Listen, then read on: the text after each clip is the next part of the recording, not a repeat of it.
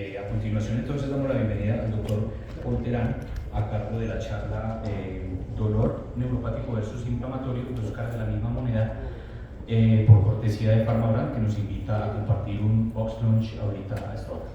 Muchas gracias, doctor Terán. Muchísimas gracias. Van a ahorita ir pasando el box lunch. Vamos a hacer una charla un poco más dinámica. Los han embutido de ciencia hoy toda la mañana en los dos salones. Entonces, mi intención no es cansarlos ni agotarlos, sino hacer algo dinámica la charla. Hay acá puestos adelante una cantidad de puestos grande acá adelante, por favor, si pueden sentarse para que estén todos cómodos. Y la idea es hablar de algo un poco más relajado, un poco más distendido, que es el hecho de manejar un poco la suplementación, que a veces se nos olvida que las ciencias básicas pues están siempre presentes en todo lo que es la evolución de nuestras patologías. Así que esta charla se llama así como dolor neuropático versus el inflamatorio, dos caras de la misma moneda. Este es mi conflicto de interés, fuimos invitados por PharmaBrand, y el detalle que nosotros tenemos es que todos los traumatólogos nos vemos así, sobre todo los que vemos deportistas. Esta es nuestra percepción. Sin embargo, las opiniones pueden diferir un poco, ¿no es cierto? Cuando nos ven las otras especialidades, sobre todo los clínicos, tienen una percepción un poco cambiada de lo que somos los traumatólogos. Lo cierto es que nosotros manejamos una gran cantidad de pacientes que tienen dolor. En mi caso, mi subespecialidad, que es deportiva, pues obviamente vemos muchísimo una cantidad de lesiones importantes, y no contentos con eso, en nuestra especialidad también causamos a veces más dolor.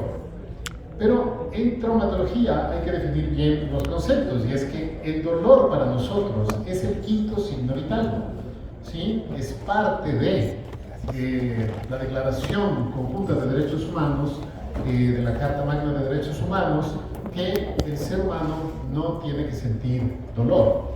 Pero esta perspectiva general del dolor ha cambiado muchísimo en cada cierto tiempo. Y es que el dolor forma parte del ser humano como un papel protector, ¿sí? Es un sistema vital de alerta, ¿sí? Siempre que tú tienes un peligro, algo que te pueda hacer daño, pues se activa este estímulo nociceptivo, desencadena el reflejo de retiro y aumenta pues nuestra sensibilidad, que puede desencadenar en un daño tisular. Sin embargo, pues a nosotros no nos gusta sentir dolor, es una experiencia que puede causar sufrimiento y que puede llegar a una connotación incluso psicológica, pasando por una alteración en otros sistemas. Como sabemos, por ejemplo, en los niños, cuando a los niños les duele algo, siempre se refleja en sus intestinos y siempre les duele el abdomen.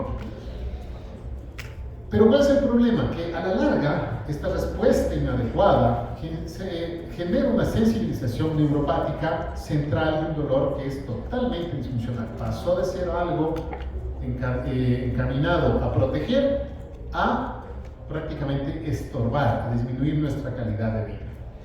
En virtud del tiempo, menos de 3 meses, nosotros hablamos sobre un dolor agudo, subagudo, en el que normalmente todavía existe un daño tisular, que todavía podría servir como función protectora, que incrementa la actividad del sistema nervioso para ponerlo alerta, y que el dolor se resuelve con la curación.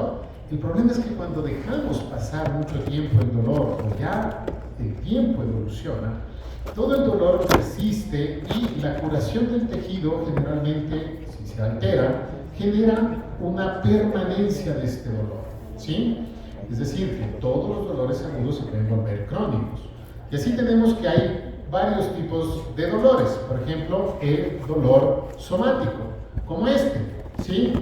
Que espero que no les pase nunca. Aquí están involucrados nociceptores, con frecuencia bastante bien localizado, como le pasa a este pseudoatleta. Generalmente es descrito como pulsátil, molesto, localizado, puede ser superficial o profundo, y puede estar pues, en cualquier lado como en nuestras articulaciones. El visceral que es raro que nosotros combinemos, un dolor visceral, involucra ya un órgano hueco con nociceptores en músculo liso, ¿sí? Sensibles al estiramiento, a la hipoxia e incluso a la inflamación permanente, como el colon. El dolor generalmente es referido, muy localizado, muy vago, difuso y está asociado con síntomas autonómicos. La palidez, la sudoración, la náusea, los cambios de frecuencia cardíaca se asocian a este dolor. El neuropático, que se define como el dolor que aparece tras una lesión o enfermedad y que afecta lógicamente al sistema somatosensorial, sea central o periférico. ¿Sí? Hoy en la mañana, lástima que no los vi a todos en la mañana, porque en la mañana ya hablamos del manejo farmacológico del dolor. Ahorita es una charla un poco diferente. A diferencia del dolor nociceptivo, este requiere una estimulación actual de los receptores de dolor, sino que refleja un fallo estructural directamente en el nervio. Pero muchas veces a nosotros se nos olvida el dolor referido. Y es interesante porque en los traumas esplénicos, por ejemplo, se despierta un dolor que puedes localizarlo justamente en el territorio del supraespinoso. Y ahorita estamos haciendo un trabajo de seguimiento con los cirujanos, no con los traumatólogos, sino con los cirujanos, porque los pacientes con trauma esplénico generan dolor en el hombro y dolor en la elevación, sin una maniobra específica. Entonces, hay dolores que hay que tomar en cuenta, sobre todo los que están muy cerca de columna o de línea media. Pero seguimos pensando que el dolor es bastante malo y que, claro, cuando se va de las manos, el dolor, a la final de cuenta, pues va a cambiar nuestra forma de ser si hemos sufrido mucho dolor. ¿Cuál es el problema? Que el 100% de los que estamos aquí algún día tuvimos dolor y tristemente vamos a tener mucho dolor después. ¿Sí? Todos los pacientes de la sala de emergencia llegan por dolor. Ese es el motivo de consulta. Y los pacientes que ya están hospitalizados, más del 50% en todas las revisiones sistemáticas reportan dolor estando hospitalizados. El problema, los pacientes de emergencia, el paciente de atención primaria y el paciente que está hospitalizado van a generar hasta un 50% de probabilidad de generar un dolor crónico. Entonces, cuando vemos la estadística mundial, la mayoría de cantidad de dolor es musculoesquelético, columna, articular, ¿sí? Etc. Y esta es una frase que nuestro querido doctor Cayón, que está ahorita en la asamblea, siempre nos la repetía desde hace muchos años. Dice, al médico se le puede perdonar la incapacidad de curar a su paciente. En cambio, no se puede perdonar la incapacidad de no aliviar el sufrimiento que acompaña la enfermedad. Esto lo dijo Edmund Pellegrino el siglo pasado.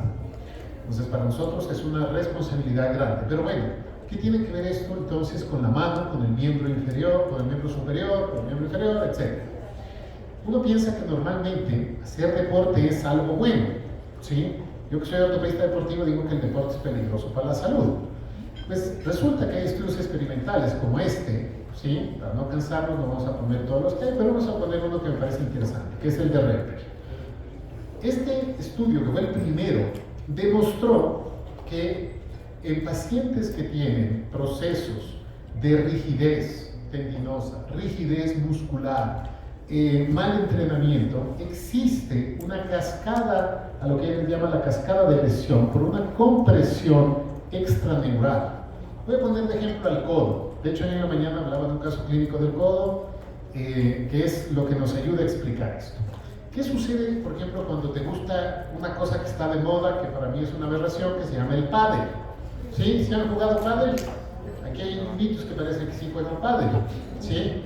Esa es una aberración mecánica porque tú no alcanzas a tener un periodo de refracción muscular y tendinosa, es decir, siempre estás haciendo un tipo de compresión mecánica. Y entonces es muy interesante porque normalmente uno piensa que el nervio puede soportar igual que un músculo y un tendón, pero resulta que encontraron en estudios experimentales que apenas con 2.7 kilopascales ejercidos sobre un nervio periférico ya empieza a tener una reducción del flujo sanguíneo, ¿sí? A nivel de las venas epidurales. Esto es muy interesante porque uno dice, ¿cuánto será? Pues 2.7 kilopascales. Es la profundidad de 10 centímetros de agua, ¿sí? Eso es 10 kilopascales. Si nosotros aumentamos a 4 kilopascales, que es como sumergirse hasta la rodilla. Es el peso que soporta tu rodilla cuando tú te sumerges en el agua hasta la rodilla. ¿Sí? Es algo muy, muy pequeñito. Una inhibición del transporte axonal y una disfunción nerviosa. O sea, y hay una alteración apenas con una poca compresión. Y cuando subes a los casi 7 kilopascales, que es básicamente meterse al agua hasta el ombligo, ¿sí? El peso que recibe tu rodilla cuando estás metido en el agua hasta el ombligo, ya existe una alteración estructural de las vainas de mielina. Es decir, no hace falta mucha energía, mucha fuerza ni mucha tensión para empezar a dañar la capa protectora de los nervios. Y por eso es que la asociación con neuropatías a nivel de músculo esquelético es muy alta. En hombro, el desgarro del mango rotador pues genera una neuropatía asociada en el supraescapular, y el hallazgo clave siempre es la atrofia de la fosa supra e infraespinosa. En el codo, la sinovitis, la hipertrofia del supinador, a lo que conocemos como la arcada de Frost, pues genera un atrapamiento o una neuropatía interósea o radial directamente. De eso voy a hablar el día de mañana hablando de codo. Y el dolor es el típico que persiste después de que hayan hecho miles de cosas para las famosas epicondilitis, que no existen las epicondilitis, sino epicondilopatías. También las inestabilidades, los osteofitos generan, sobre todo en la parte medial, alteraciones del nervio cubital o síndromes cubitales que tienen obviamente una positividad a las pruebas. Y en muñeca, las fracturas de radio, las sinovitis, las tendinopatías, una compresión o una alteración ya microscópica del nervio mediano, ¿sí? Que dan toda la sintomatología que van a estar discutiendo 3 días aquí. En el miembro inferior, sí, para los que les guste algo el miembro inferior, pues básicamente las coaliciones tarsianas y el pie plano tienen siempre un compromiso en el nervio tibial. Siempre tenemos que ir a buscar este signo en dorso del pie, los osteofitos, talos naviculares. Va a afectar al nervio peroneo profundo con las atrofias de los extensores y del dolor del primer espacio. Y en la rodilla, la pierna, los traumas como los esguinces del colateral interno y el quiste de Becker van a dar y de los esguinces del colateral externo también, o una al nervio tibial, al nervio peroneo o a cualquier nervio genicular. Entonces, la asociación que nosotros tenemos con una neuropatía es inminente. Lo que pasa es que a nosotros nos gusta torearnos a los nervios, ¿sí? Entonces, aquí viene la pregunta, ¿qué hacer? Desde hace 50 años venimos hablando sobre los pisos o los escalones de manejo de todo lo que es el dolor. ¿Cuál ha sido la variación en los últimos años? Que antes esto era 100% farmacológico, o sea, tome pastillas, inyéctese químicos y ya. ¿Qué fue lo que cambió? En los últimos años empezó apenas en el siguiente escalón, en el segundo escalón, a hacerse como normativa hacer bloqueos del nervio periférico. ¿Por qué? Porque el nervio, a lo que le pasa al nervio cuando hay dolor, es que empieza a perder su capa protectora, que es la mielina. Empiezan a perderse las células de Schwann. Entonces, para esto, sobre todo en países latinoamericanos, empezaron a crearse un montón de cosas, ¿sí?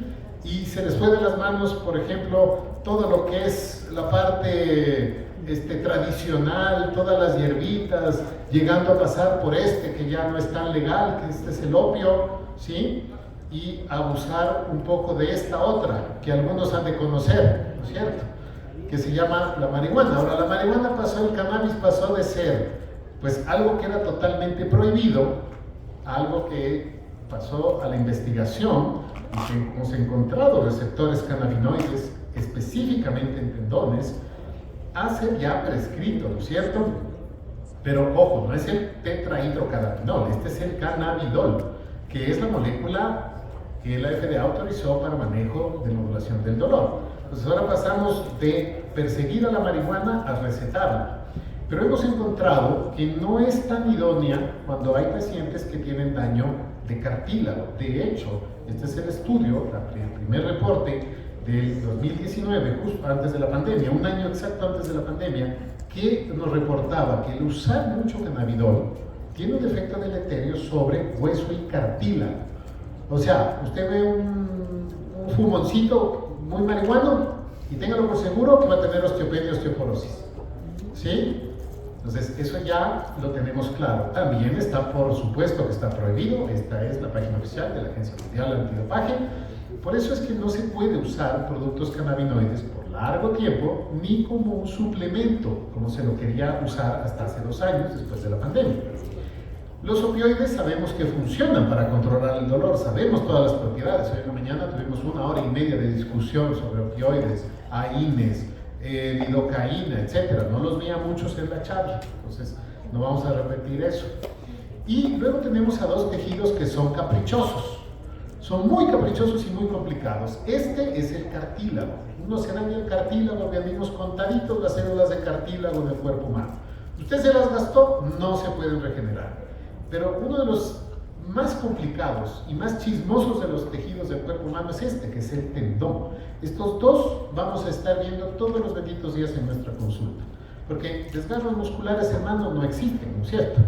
No han de ver mucho desgarro muscular en mano, ni en antebrazo.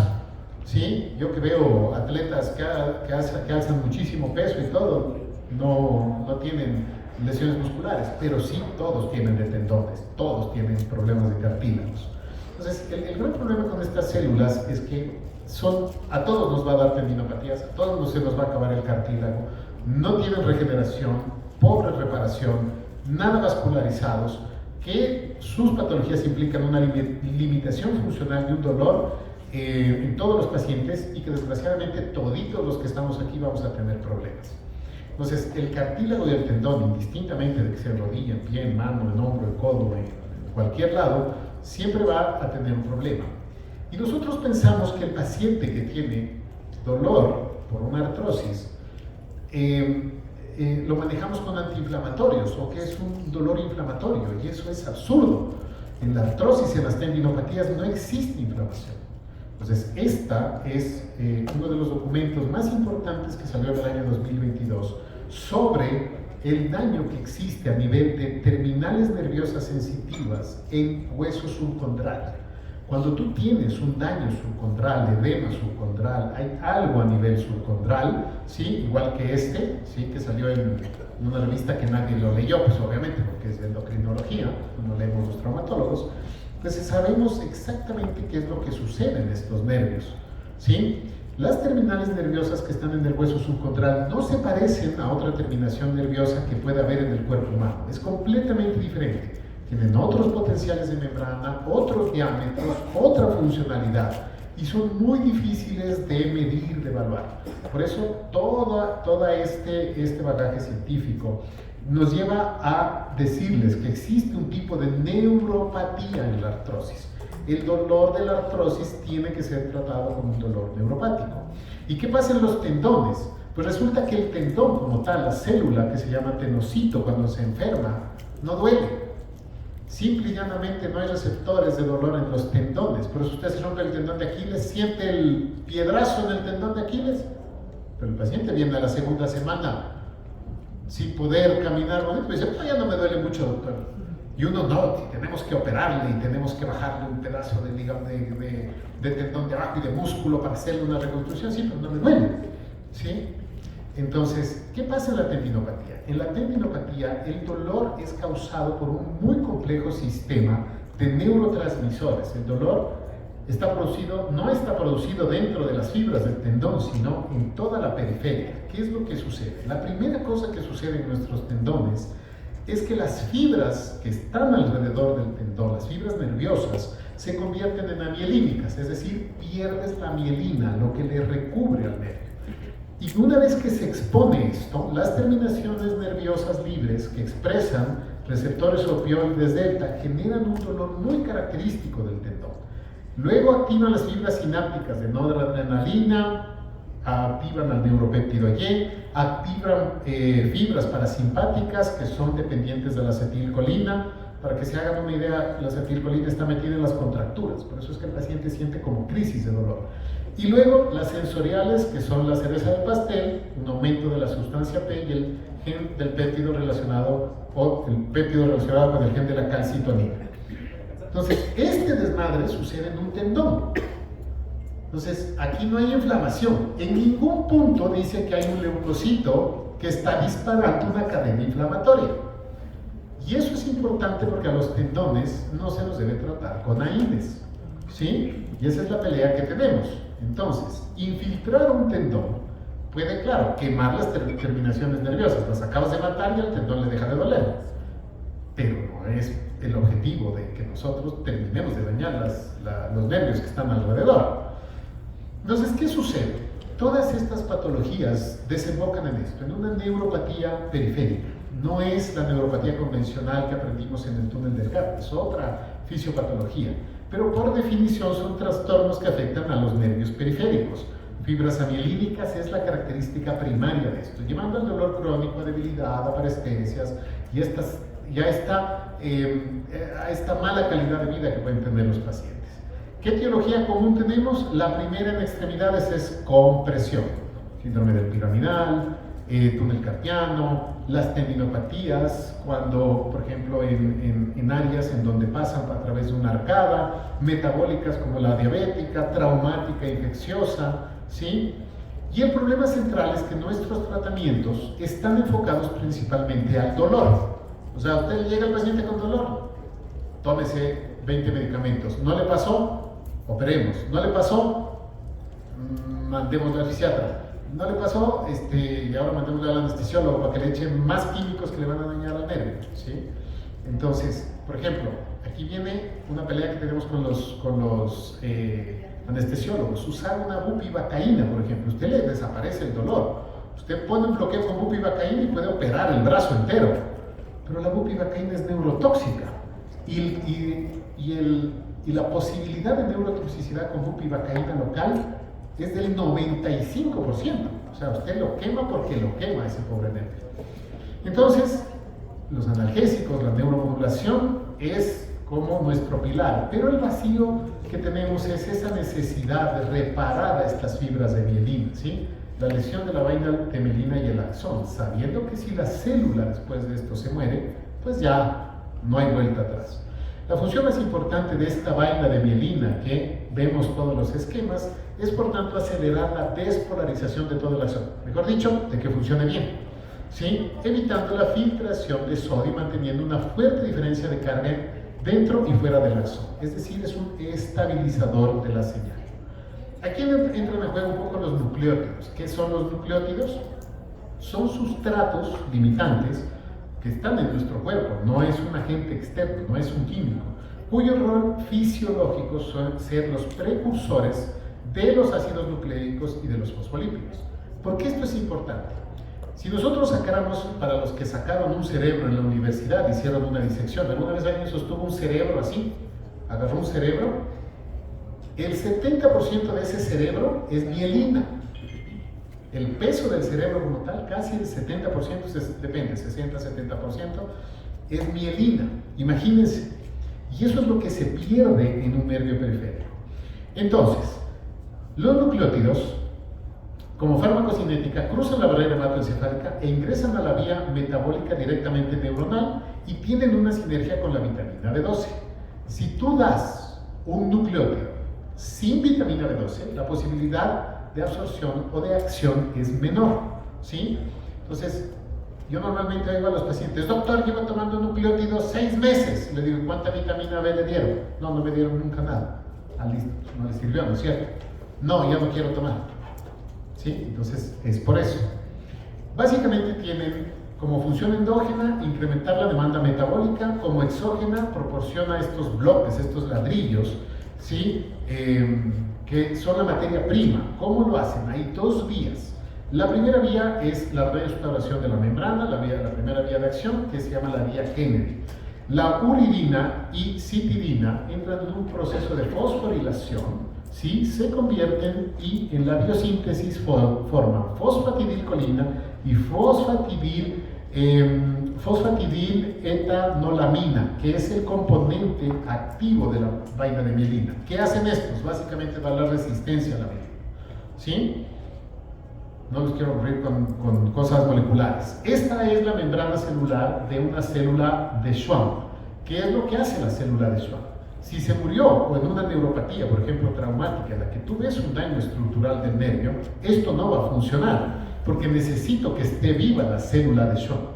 Lo que activa es un receptor de membrana que se llama el P2Y, y estos receptores dentro de la célula de Schwann estimulan la maduración glial, es decir, hacen que el axón se pueda elongar. No que crezca una nueva célula, sino que el axón cumpla una función de alargamiento en su porción distal.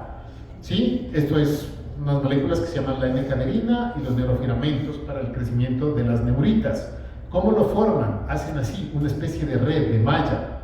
¿Sí? Entonces ven longitudinales y transversales, ramas de neurofilamentos y tubulina, que esto básicamente son glicoproteínas que dan como un exoesqueleto, como un recubrimiento.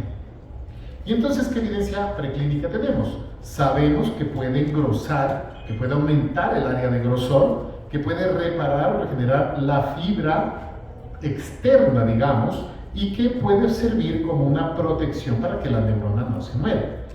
Si nosotros vemos desde el punto de vista clínico objetivo en qué mejora, es en la velocidad de conducción nerviosa. ¿Sí? Ese es el marcador más objetivo que nosotros tenemos. No podemos medirlo de otra forma, sino solo estructural, como una ecografía o un análisis tridimensional del nervio. Entonces, los resultados acelerados de la velocidad de conducción nerviosa, motora y sensitiva versus placebo contra los nucleótidos, pues dio una diferencia bastante significativa. Pero esto es importante porque el gran error que tenemos es que a los nucleótidos los dejamos solos. Y si no les aportas vitamina B, no importa que no tenga deficiencia el paciente, porque si el paciente tiene deficiencia de vitamina B, no le va a funcionar tampoco. ¿Sí? Y que el tiempo mínimo, ¿sí?, para este estudio fue de 30 días, pero clínicamente se necesita mucho tiempo, mínimo 3 meses para ver resultados. Otra cosa importante es que los niveles de dolor cuando son neuropáticos bajan y disminuyen usando esta sinergia. Y eso hace que posiblemente el hecho de dar tanto medicamento también baje. Entonces, ¿en qué pacientes se pueden beneficiar? Como les he dicho, las neuropatías por compresión son las más comunes, ¿sí?, incluido el túnel carpiano o la arcada de Frost, que es muy común ahora. En las polineuropatías metabólicas, a sabiendas de que, obviamente, si tú no regulas la parte metabólica que daña directamente a la neurona, pues no va a servir. Pero también pueden funcionar en neuralgias o neuropatías postherpéticas. Puede ser en los traumas en los que hay una alteración mielínica por trauma o por isquemia de esas neuronas. Y lo interesante de esto, a diferencia de los fármacos, porque siempre tenemos que hablar, no darán embarazadas, que a los viejitos tendrán cuidado con el riñón, que los que tienen gastritis no hay como darles aines. Aquí no hay eso. El porcentaje de supervivencia y seguridad es sobre el 97%, es decir, es súper seguro utilizar este tipo de suplementos. Son moléculas endógenas que tienen total compatibilidad. No hay efectos adversos graves, salvo que el paciente que está en un periodo de ayuno muy grande se tome muchos nucleótidos al mismo tiempo, puede dar un poco de diarrea, pero no tiene impacto renal, no tiene impacto hepático. Hay una mínima interacción con otros fármacos porque no hace un paso a través del citocromo P450, entonces se puede utilizar mucho más seguro que la misma vitamina B. Entonces, en conclusión, esta neuroreparación en la práctica clínica se basa en este mecanismo dual de la síntesis de membrana y la señalización dentro de la célula de Schwann, que va a llevar a una reparación estructural con indicaciones claves en neuropatías compresivas, metabólicas y traumáticas, y en una recuperación funcional directamente sobre la lesión y no sobre el dolor. Entonces, claro, todavía nos falta investigar mucho, pero como opción, ¿sí?, como una de las opciones que tenemos en el mercado, ¿sí?, es esta presentación de nucleótidos que se la recomienda una cada 8 horas, que es parte del tratamiento conjunto. No decimos que esto reemplaza a tomar AINES o tomar neuromoduladores, pero es parte del tratamiento, ¿sí? Son mucho más que vitaminas, son precursores metabólicos con una acción biológica directa y probada en la reparación de estructuras nerviosas.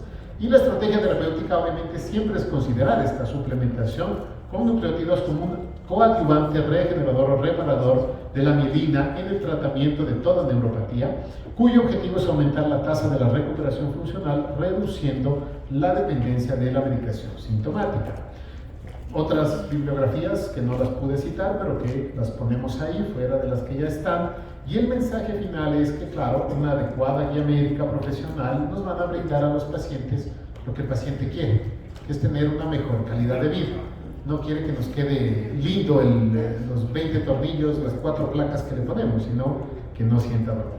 Entonces su opinión es muy valiosa, espero que ahora sí nos vean como realmente somos los traumatólogos, ¿sí? Este es el mensaje final y de parte de nuestro equipo también, muchísimas gracias por quedarse y espero que hayan disfrutado su almuerzo. Muchísimas gracias a todos.